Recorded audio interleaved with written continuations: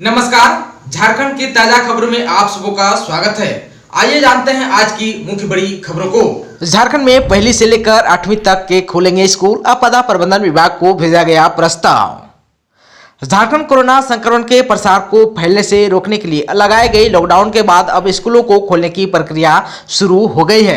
राज्य में अब पहली से लेकर 8वीं तक के स्कूलों को खोलने की तैयारी चल रही है। इससे संबंधित प्रस्ताव तैयार कर लिया गया है। स्कूली शिक्षा एवं स्वच्छता विभाग ने इसे लेकर राज्य आपदा प्रबंधन को प्रस्ताव भेजा है। राज्य में कोरोना के आंकड़े कम होने के बाद 9वीं से लेकर 12वीं तक की कक्षाएं शुरू की गई है, जो फिलहाल संचालित है। 9वीं से 12वीं तक की कक्षाएं राज्य में 6 अगस्त से चल रही है। स्कूलों में ऑफलाइन और ऑनलाइन दोनों की मोड में कक्षाओं का संचालन किया जा रहा है। बता दें कि राज्य में 17 मार्च 2020 से प्राइमरी और सेकेंडरी स्कूल में कक्षाओं का संचालन बंद है। अब आपदा प्रबंधन विभाग की सहमति मिलने के बाद स्कूलों को खोला जाएगा। कक्षा 1 से 8वीं तक के कक्षाओं का संचालन शुरू होने के बाद भी ऑनलाइन कक्षाओं का संचालन जारी रहेगा। छात्राओं को विद्यालय की कक्षाओं में उपस्थित के लिए अभिभावकों के परमिशन की जरूरत होगी।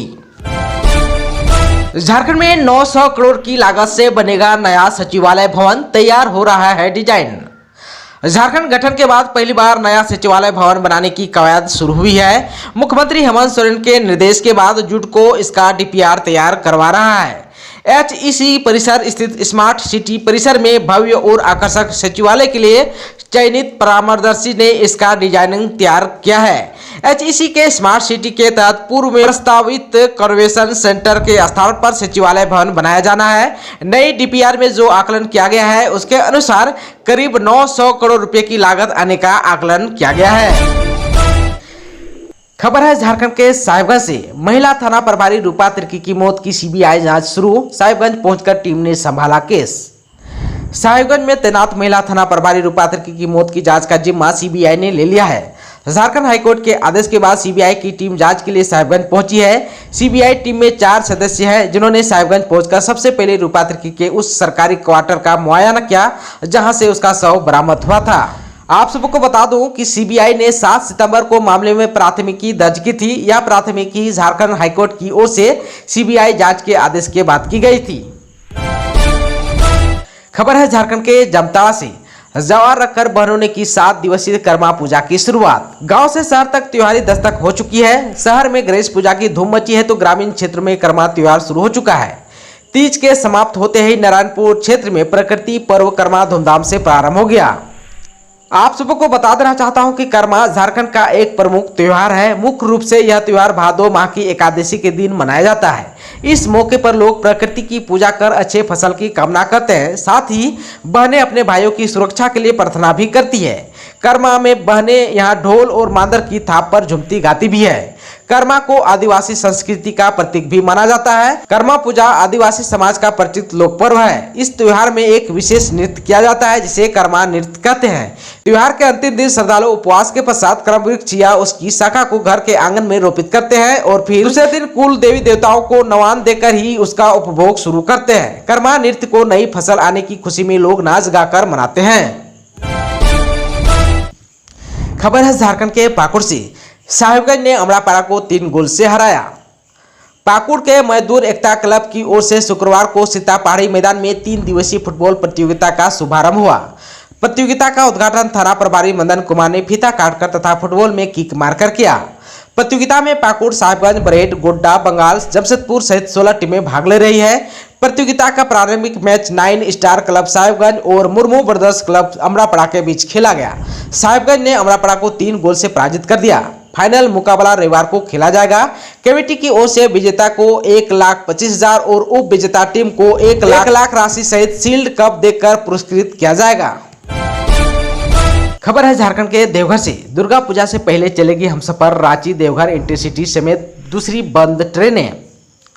बंद ट्रेनों के चलने का इंतजार जल्द खत्म होगा। रेलवे ने धनबाद होकर गुजरने वाली बंद ट्रेनों को चलाने की तैयारी शुरू कर दी है। इनमें रांची देवघर इंटरसिटी, सियालदह जम्मू तवी हमसफर एक्सप्रेस और बर्धमान हटिया मेमू शामिल है। रांची देवघर इंटरसिटी के चलने से जहां बाबा नगरी तक पहुंचने की राह आसान होगी, वहीं सियालदह जम्मू तवी हमसफर एक्सप्रेस के पटरी पर लौटने से वैष्णो देवी जाने वाले यात्रियों को कोलकाता जम्मू तवी एक्सप्रेस के अलावा एक और साप्ताहिक ट्रेन का विकल्प मिल जाएगा। आप सबको बता देना चाहता हूं कि दुर्गा पूजा से पहले इन ट्रेनों को चलाने की योजना है। खबर है झारखंड के गोड्डा और दुमका से। गोड्डा दुमका के स्कूलों को फिर मिलेगी मान्यता, 130 मदरसों को मिलेगा अनुदान। झारखंड एकेडमिक काउंसिल की शुक्रवार को अहम बैठक हुई। बैठक में जेक अध्यक्ष सहित अन्य सदस्यों ने हिस्सा लिया। बैठक में कई महत्वपूर्ण निर्णय भी लिए गए। इसमें गोड्डा और दुमका जिले के 3 स्कूलों को फिर मान्यता देने पर बात हुई है। वहीं जिन 3 स्कूलों की मान्यता रद्द करने का आदेश जारी हुआ था, उसे तत्काल स्थगित करने पर विचार बना। बताते चले कि सदस्य के रूप में शामिल विधायक दीपिका पांडे ने कहा कि एसपीटी एक्ट की वजह से स्कूल की जमीन का हस्तांतरण नहीं हो पाया है, इसके लिए प्रयास जारी है। आप सबको बता देना चाहता हूं कि जनजातीय उच्च विद्यालय गांधीग्राम, गोड्डा, सूरज मंडल उच्च विद्यालय रांधिया, दुमका और हरिजन आवासीय उच्च विद्यालय कोहवरा, गोड्डा को फिर से मान्यता देने पर विचार बना है। खबर है झारखंड के लोहरदगा से। लोहरदगा में सड़क दुर्घटना में माइंस कर्मी की मौत। लोहरदगा जिले के सदर थाना क्षेत्र के बैंक ऑफ इंडिया के बगड़ू शाखा निगनी के समीप शुक्रवार की सुबह सड़क दुर्घटना में माइंस कर्मी की मौत हो गई। इस घटना की सूचना मिलने के साथ ही सदर थाना पुलिस मौके पर पहुंचकर शव को कब्जे में लेकर पोस्टमार्टम के लिए सदर अस्पताल लोहरदगा भेज दिया। साथ ही पुलिस इस पर पूरे मामले की जांच और आगे की कार्रवाई में जुट गई है। झारखंड में नमाज कक्ष विवाद को बढ़ाने के पक्ष में नहीं है कांग्रेस। जानिए क्या बोले मंत्री आलमगीर आलम। झारखंड विधानसभा में मुस्लिम सदस्यों के नमाज पढ़ने के लिए अलग कमरा आवंटित होने पर बढ़ रहा विवाद कांग्रेस के एक गुट को रास नहीं आ रहा है। पार्टी के कई नेता यह मानते हैं कि इससे पार्टी से जुड़े हिंदू वोटर अलग हो सकते हैं। यही कारण है कि कांग्रेस इस मुद्दे को जल्द ही खत्म करना चाहती है। राज्य सरकार भी इससे सहमत होती दिख रही है और यही कारण है कि विधानसभा में घोषणा की गई है कि एक कमेटी बनाकर यह तय किया जाएगा कि कमरा आवंटित करना है या नहीं।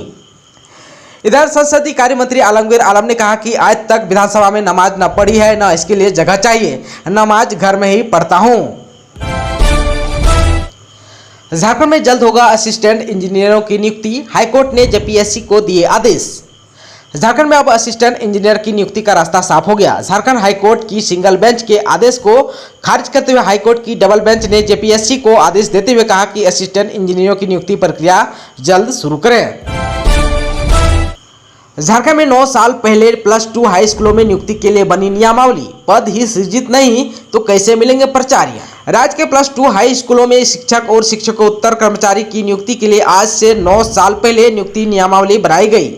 नियुक्ति नियमावली तो बन गई, लेकिन स्कूलों को ना कर्मचारी मिले और ना ही प्राचार्य। अब स्थिति यह है कि राज्य के 510 +2 हाई स्कूल बिना प्राचार्य के चल रहे हैं। ये स्कूल प्रभारी प्राचार्य की बदौलत चल रहे हैं। इन स्कूलों को प्राचार्य और उप प्राचार्य कब मिलेंगे, इसका जवाब सरकार के पास भी नहीं है।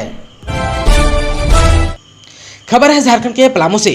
भाई के श्राद्ध से लौट रही बहन की मौत। पलामू से वापस अपने पति के पास जा रही थी पंजाब।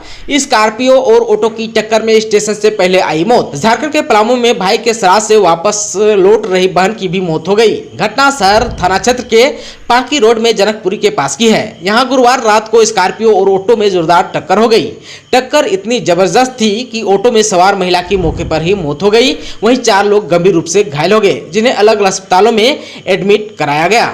मृतका की पहचान 45 वर्ष पचिका देवी के रूप में हुई है। खबर है झारखंड के गिरिडीह से। कर्मा पर्व के लिए बुआ के साथ भतीजी गई थी बालूला ने एक दूसरे के हाथ पकड़कर डैम में उतरी, तीनों एक साथ डूब गई। गिरिडीह के देवरी थाना क्षेत्र के कादी काला गांव में 3 युवतियों की डैम में डूबने से मौत हो गई। इनमें 2 बुआ भतीजी और एक पड़ोस की युवती थी। मृतक की पहचान त्रिभुवन यादव की 16 वर्षीय पुत्री काजल कुमारी, इनके भतीजे किशोर यादव की 15 वर्षीय बेटी रेणु कुमारी और लक्ष्मण स्वर्णकार की 17 वर्षीय बेटी मुनीता कुमारी के रूप में हुई।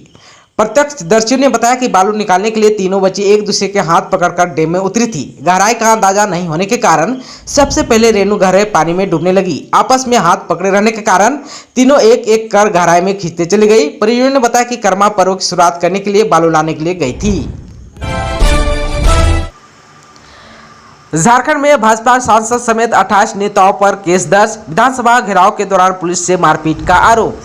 झारखंड विधानसभा घेराव करने के दौरान हुए उपद्रव और लाठीचार्ज मामले में पुलिस ने भाजपा सांसद समेत 28 लोगों पर केस दर्ज किया है। इसके अलावा इसमें से 1000 से ज्यादा अज्ञात लोगों पर भी मामला दर्ज किया गया है। आरोप है कि भाजपा नेताओं और कार्यकर्ताओं ने विधानसभा घेराव के दौरान पुलिस से मारपीट की। आप सबों को बता देना चाहता हूं कि झारखंड स्पीकर ने हाल ही में विधानसभा में नमाज के लिए एक रूम अलॉट किया है।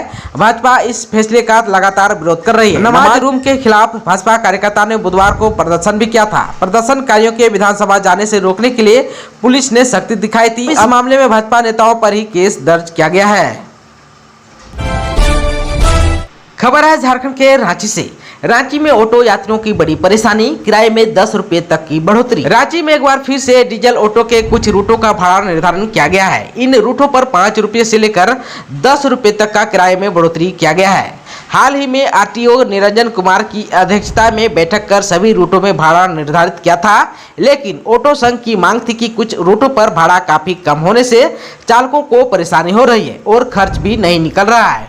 इसे देखते हुए दोबारा आरटीओ की अध्यक्षता में बैठक बुलाई गई, जिसमें कचहरी से लवाडी समलोंग, कांटा टोल से बरगांव, खेलगांव मोड़ से टाटी सिलवे, 10 माइल से बहु बाजार, सतरंजी से बहु बाजार, हटिया से बहु बाजार, तोपुदाना से बहु बाजार, सिंह मोड़ से बहु बाजार, 10 माइल से सुजाता, कचहरी से गोलचक्र और कचहरी से स्टेशन मोड़ तक के रूटों में थोड़ा संशोधन करते हुए किराए में बढ़ोतरी की गई है।